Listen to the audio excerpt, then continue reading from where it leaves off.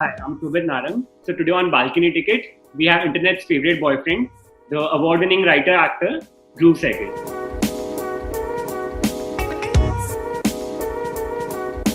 Okay, so Dhruv, how's this unending lockdown treating you?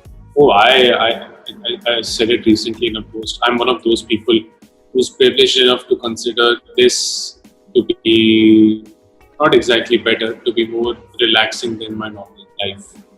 So I actually don't have any complaints. I'm pretty happy. I'm surprised that after 10 years, I've got some time to think about shit. Not think like think, but think as in to just not think about things. And you got time to not think. I'm very happy. So I can go on like this. Lovely. So I think you have a lot of interests ranging from painting to movies to music to art to books. So I mean, do you think that keeps you more occupied? I guess, I don't know. There is something or the other which always keeps me occupied for sure. I don't think there are that many interests, to be very honest. I mean, I like to read, I like to cook, I like to read about food, I like to read about coffee and make coffee, and I like to read about football and watch football. And of course, watch other shows. Can summarize into maybe 4 to 5 things. But yeah, they keep me busy enough. Right. So But even if it's not a lockdown, I would still be doing these things. Even if I have 18 hours of shoots, I would still give some time out to either reading about something or the other, or making coffee or something. Like I'll still do it. I think you've gone on record multiple times and you have said that home is your favorite place. Like you spend most of your time inside and indoors. Yeah, because I live in Bombay, and Bombay is not the best place to kind of relax your mind in terms of outdoors. So there are 4 5 places that I go to in Bombay, yeah? But that's really about it. Anywhere you go, it takes effort. Anywhere you go, you feel tired. Anywhere you go, the traveling kills you. So why leave? But I wouldn't say if I'm in, say, a Pune or in Bangalore, I like to go out. So while I was scrolling through your Instagram, I mean, there were too many things that intrigued me. The first one was the number of books that you read, and you constantly keep posting about the books. And there was one author which basked the limelight, and that was Nirmal Varma. Mm-hmm. What was your journey with Nirmal Varma? When did you pick it up, and how did it come along? I don't know how it. I don't know how it started. To be honest, it started probably because one of my other favorite Indian writers is Arun Joshi. Not many people know him, Right. so I like the theme of the questions uh, that a so-called modern man is busy with, about finding his place within the tradition and finding his place in families, and who is somebody who is he in a of questioning his role and stuff like that. Very existential in that sense, and very new age writing in that sense. And I thought it's kind of fairly recent, but it turns out somebody as beautiful as Nirmal Verma has already written so much like that. And so nothing. I can read Hindi very fast. It takes me very long. So I picked up the first book of his that I read was a rack called Happiness. Then I picked up the Red Tail Proof. What was it? And then I picked the Wilderness, Days of Wilderness. And I've read so many of his short stories, plus I've seen so many of his videos, and I watch videos of his wife also, and very few writers bring you closer to yourself, I feel. And every time I read Nirmal Verma, I get the sense that I know myself a little more than I did before I read that book. And very rarely do you feel like with all your abnormalities of mind, you're still fine. Right. It's a very comforting. He's a very comforting writer because he says very uncomfortable things at times also. Right. But yeah, it's just like a very beautiful song that is playing in the background in my life. Even that's the place that he is. And very purposely, I don't read a lot of him because I feel I will exhaust the stories. So I've ordered his books from all over the world, from US, from UK, from Paris, and I have like a bunch of 10 Nirmal Varma books in my house. Right. So, I think somewhere on the internet it was mentioned that your favorite writers are Albert Camus and Nirmal Verma. And now, if you allow me to be more analytical, they have written about modern men. I mean, they have yes. distinctive writings, but still it's about absurdities and complexities and modern man. So Yeah, you're absolutely right. In fact, Nirmal Varma used to read a lot of Albert Camus. It's a book of his which started with a quote of Albert Camus. So, and he lived in Europe for a very long time. Right. He used to translate Indian texts into I think he spent Czech. 10 years in Prague. Yeah, he was studying, and then he got a scholarship at the Oriental Institute in Prague. So, yeah. Funny thing, by the way, there is a website. I'm forgetting the name of the website, which opens you to all the university libraries in America. And when I started reading Nirmal Varma, the 3 translations were not very easily available. I don't think they were out. The one by Penguin. Is it Penguin? I'm very bad with names and all that, but I think it's by Penguin. And so I couldn't find Nirmal Varma in English. But then what I did was I went, and my friend was studying in US. He's doing his PhD in English. So I took his access and I went to that website and I just wrote Nirmal Varma, and there were so many books of Nirmal Varma that were available in America that are not available in Europe. And when I went to Brussels, my parents lived there. So they work at the Indian High Commission and not the Indian Embassy. They have a library of their own. And my mother's like, "Do you want to see the library?" And I said, "Yeah, sure." And as I was entering the library, I had a thought in my head that you will find the Nirmal Varma copy here. And I entered and I looked to my left, and the first book that I saw was Nirmal Varma's The Last Wilderness, which happens to be about the last days of a civil servant. My parents are civil servants, right? And I was like, "Wow, man." He's like a karmic connection. I don't know, man. I think you want these connections to happen, so they end up happening also, more so. You're always looking for these clues. You're always hunting down for small little mysteries about your own life. But anyway. So also, Dhruv, so while writing, do you ever experience a writer's block? Is there a thing such as writer's block? Yeah, man. I think, of course, there is. But more than writer's block, I think what I've experienced is writer's fatigue, which is that you write so much, or even if you're not writing, that you think so much that you just dry and you can't even think anything pure. So it's happened to me a lot of times that you feel very irritated at your own voice. I'm still talking like that. Again, these 2 characters. Am I even growing or not? What the fuck is this? This is not the best work. Look at somebody else. Or this entire Bollywood is only shit. So you just feel this irritation towards your profession or towards your craft. I think it happens to most people. Not unique like that. But I think in a sense you just feel less in love with your own work. I think that leads to some sort of exhaustion. So that I have gone through a lot of times. Right. And how do you overcome that? By having different interests, I think. Sometimes, a coffee that you make is better than the Nirmal Varma short story that you read. And that says something else also about you. Right? You can find yourself in different places at different times. And that maybe you can maybe there are bits and pieces of you in different places. And you need to go and collect them. As opposed to putting too much pressure on just one thing. I mean, that's what we do in our relationship, right? I want my girlfriend to make me happy. It's her duty to make me happy. But if she doesn't make me happy, then she's not good enough for me. That's how we think. Right? I mean, that's how I used to think. But sometimes even I think like that even now. But if you have your homes in different places, then I think you're very comfortable. You should be able to. Right. In one of the interviews, you had mentioned that you had an almost out-of-body experience sometime during second season, and you felt that the character had become too real.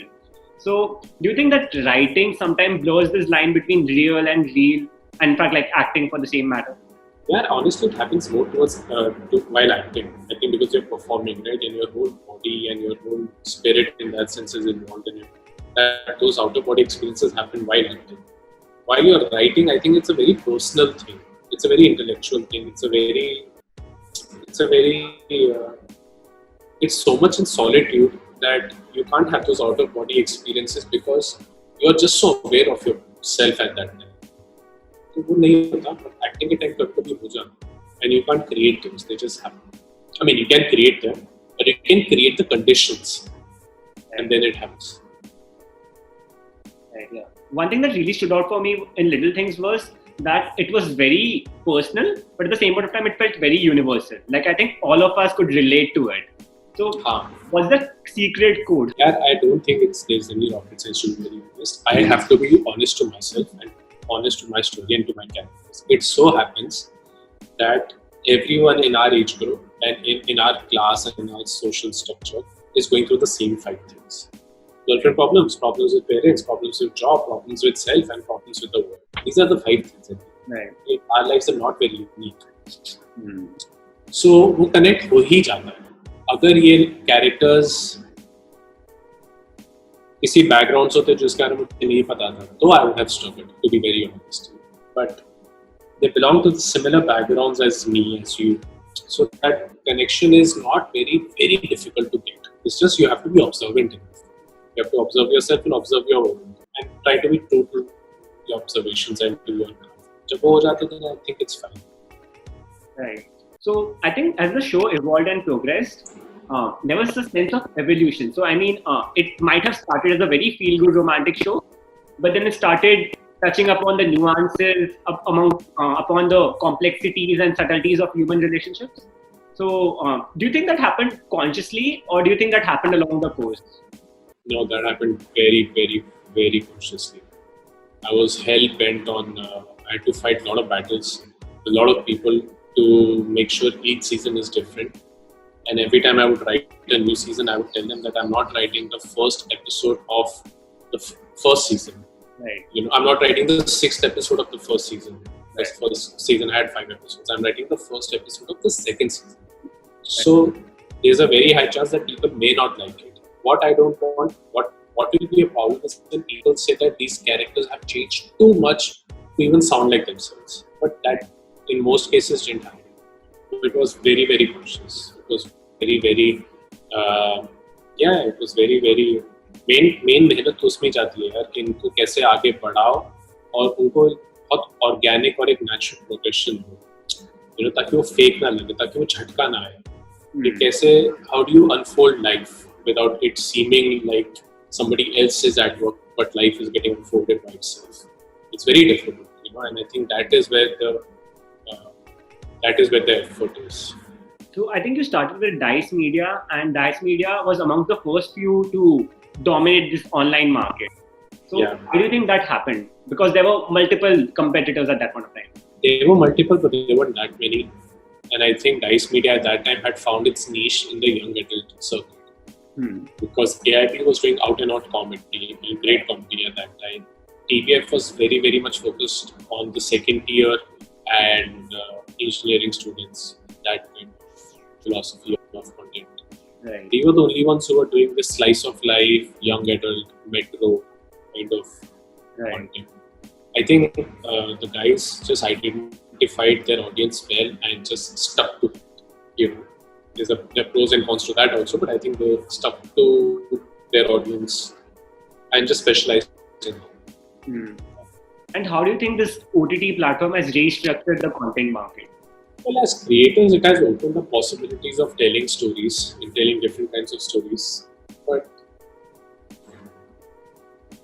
because we are really right into it, it's very difficult to give a very, very analytical answer other than we'll see what happens 5 years from now. Because I think it's still in this phase of churning and it's still in the phase of figuring out. वो figure out ही नहीं हुआ, खुद ही नहीं इनको पता क्या चल रहा है, क्या नहीं चल रहा है. Netflix के content पहले अलग था, Amazon का अलग था, So I think everybody is just trying their luck. I think after 1 year or 2 years we'll come to know what is the strategy of each platform. Right. So it being very dynamic. I mean, firstly, the good thing was, one of the merits was that it was very allowing to newcomers. But now we see popular faces from Bollywood entering the OTT platforms as well. So, do you think that will lead to appropriation of that space? Good. It very well could, to be honest. But it could, man. But the thing is that there will always be some cracks and there will always be some holes in the wall through which some new content can slip through, some new talent, some great actor, some great director, fresh voice can slip through. Intention पे भी ज़्यादा matter करता है यार कि लोगों की intention क्या है. You know, it's very easy to get eyeballs when you take a star son or a star. Right.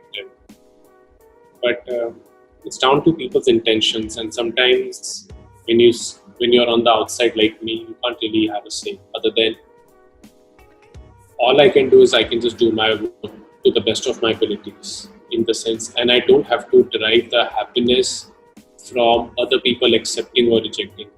My happiness needs to come from the fact that I should be happy with what I've written, with what I'm learning, with how I'm growing, whether I'm happy or not in life otherwise. And you need luck. There's so many factors at play that I think one can't just pinpoint it to one thing or the other. बहुत muddled answer दिया है.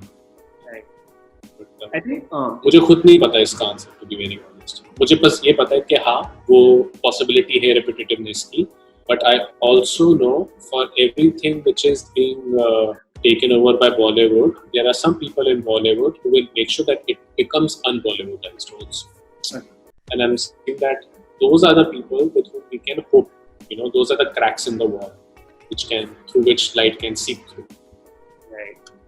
Talking about Bollywood, can we see Bollywood happening at some point of time? I have no idea, man. I've never. I really don't operate like that. I genuinely. If it happens, great. If it doesn't happen, it's fine. I mean, I need to grow as a writer. That's all that I care about. अब वो मैं short story लिखूँ, अब मैं graphic novel लिखूँ, मैं वो podcast लिखूँ, मुझे उससे फर्क नहीं पड़ता actually. I need to grow as a writer. I need to be financially comfortable to fulfill some of my materialistic desires and some social obligations that I have. I feel I have towards people and society around me. I need to be able to fulfill those 2-3 things. वो Bollywood से आए, किसी और से आए, क्या फर्क पड़ता है? Any filmmaker or actor that you would want to work with? So many, yaar. So many. The list goes on and on. Where do I start? I'll only talk about India. Yeah. I really like Shakun Batra. I really like, obviously Niraka Kashyap, Vikramaditya Motwane, Neeraj Kirwan. These guys. I'm trying to think of a film that I recently saw, which I was like, wow, this is really nice. I like this film a lot. Tu Hi Mera Sunday by Milind Diamond. I would love to work with him. I would love to work with this director called Aarti Kadar, who made this film called Cargo. I would love to work with. Ankana Singh Sharma, I really liked her film. Death in a Bunch. Yeah, these guys. I would love to act in a film written by Juhi Chaturvedi, for sure. Family, these people. I hope that happens. Okay. Who knows? I hope it happens too. So, Dhruv, any tips for aspiring writers? To be very honest, I'm not very old with this film writing. Just 3 years old, and I'm just 3 years into this profession, so I don't know the perfect answer for that. Other than you have to continuously write and you have to continuously understand that when something gets made, it's not totally because of your effort. It's down to a lot of other factors. So you can't really take credit for it, right? The producer, the director, so many factors are there. The only thing that you can take credit for is your writing. So even if no writing is coming out for you, or if you're not getting any work in that sense where you're not getting money, the only thing you can do is either to learn, is either to read, is either to write, or do something which will give you a better sense of your own writing. It doesn't even have to be anything related to that writing. This again comes from the point of view where you have financial backing and you have financial savings. It's an idealistic. If you don't have that, then beg, borrow, steal. You have to get some work, you have to do subtitling, you have to do some voiceover, you have to do something. You have to assist someone, you have to assist a big writer in his research. not an easy route at all. Any unconventional things that you did while starting out that you had not thought of doing? Yeah, so when I came to Bombay to be an actor, but for the first 4 years I didn't do anything in terms of acting. I worked on documentaries. So for 4 years I was working only on documentaries. I was an associate director, editor, and cameraman. Then I started writing and producing short films. Uske baad I joined Dice Media and Google. So for me, I didn't act for 8 to 9 years. So much so that now acting has taken a backseat, and I wasn't even writing. But what I was doing at that time was not कि मैं कुछ भी कर रहा हूँ. I was only doing those things that I thought were interesting for me at that time. I didn't have a long-term plan, to be very honest, because long-term and none of these things made any sense. But I was just very fascinated by that idea of working on a documentary. So I was very fascinated by the idea of working in a digital media firm, startup, which is very new. I'm the second employee. So I'm like, okay, cool, let me do it. So the trick is to do things which are interesting to you, and yeah, man, they can totally different. In fact, when it comes to choosing a writer, I prefer writing with a women because I think it's very important to get the perspective. And that too, I prefer going to someone who's like 50 plus or 60 plus, because I'm like, I really want a different perspective on life. I can't have another 29-year-old girl or boy in Bombay living in 7 bungalows 2 streets away from me, because that perspective I have a fairly decent grasp. So people prefer working with writers who have had a different life, who had an interesting life, who worked for Cricinfo or some shit like that. So to do things which are interesting to you, and yeah. You're perfect. Thank you so much for. Thank you. Yeah. Thank you. See you. Bye-bye. Bye. Bye. Subscribe to our YouTube channel and never miss an update on Film Interactions.